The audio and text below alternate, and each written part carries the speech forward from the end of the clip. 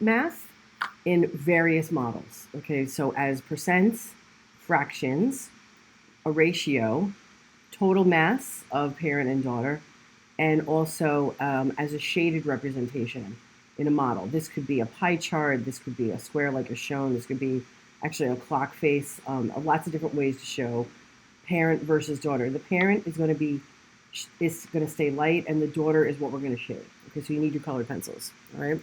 So we're going to first work with carbon 14, and we're going to skip this half of a half-life and move on to one half-life, and then go back to the half of a half-life, and you're going to be able to see the progression of the pattern as we go.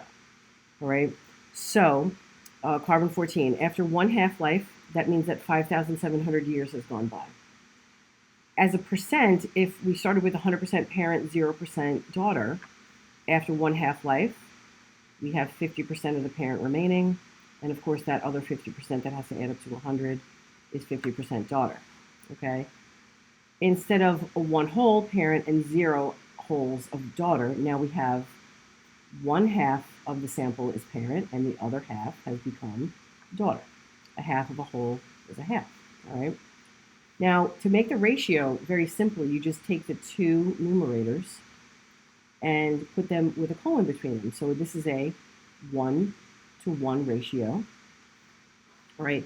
Just like we did yesterday, half of 500 grams, if we started with 500 grams of original parent, we now have 250 grams of parent and 250 grams of daughter. Now, in terms of shading, you pick whatever color you want, all right? Half of the parent has now turned into daughter, so we're going to shade that. So half of the total squares here have turned into daughter material. So daughter is dark, parent is light, and this is the daughter after one half-life, all right? So that's our first half-life. Now we're going to go back to halfway there. So this would be 2,850 years have gone by. We haven't quite reached one half-life. So let's follow the pattern and figure out what happens, okay? As the parent is moving from 100% parent to 50% parent, what percent goes here? Well, halfway there is 75%. So on the halfway to one half-life, 75% of the original material is still parent. What's the complement of that? That equals 100. That means that 25% is daughter, all right? What's one whole on its way to one half? Well, 75% as a fraction is 3/4. 3/4 plus what equals 1? 1/4, all right? We take our numerators and we make a ratio that is a 3-to-1 ratio, all right? On the way from 500 grams down to 250, half of 250 is 125. 500 minus 125 is 375 grams of parent, and only 125 grams have turned into daughter. Now pick a different color, okay?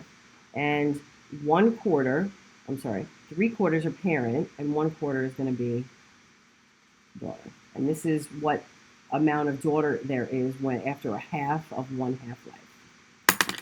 So this is halfway to one half-life. And what I'm going to do is I'm just going to kind of trace that in the original color of the daughter, okay? Let's do one more, and then I'll explain to you how to move on, okay?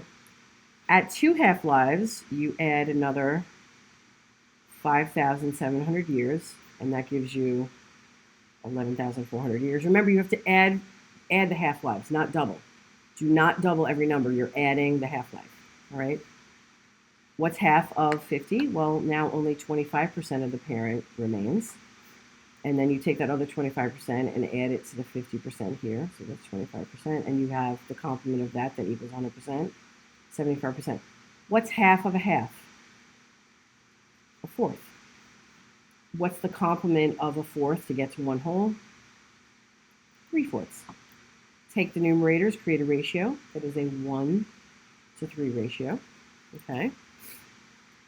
Half of 250 grams is 125 grams. And then the complement of that to equal 500 is 375 grams. Okay. So now we need to shade what fraction of this we need to shade. 3/4. I'm going to use a different color. All right. And I'm just going to, I'm just going to shade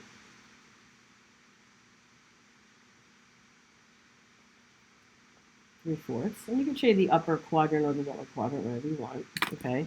Now this is what exists after 2 half-lives. And I know that this first box was from the half of a half-life, and I know that this half here was already taken care of up here. And then this is the half of the parent that decayed there. So what you're going to do is, with your table mate, you're going to continue on here. You're going to do the third half-life for carbon-14 and the fourth half-life, right? And continue on.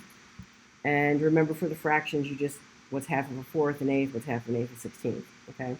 And then, on this page, you're going to do the same for uranium-238. Now, this is going to get a little bit more complicated because of 2 reasons, okay? First, I do want you to do the first half-life first, okay, and then go back and do the half, all right?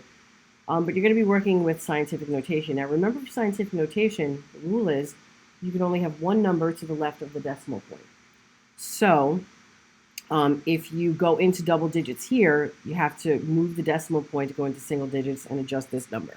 This is going to go up to the 10th, all right?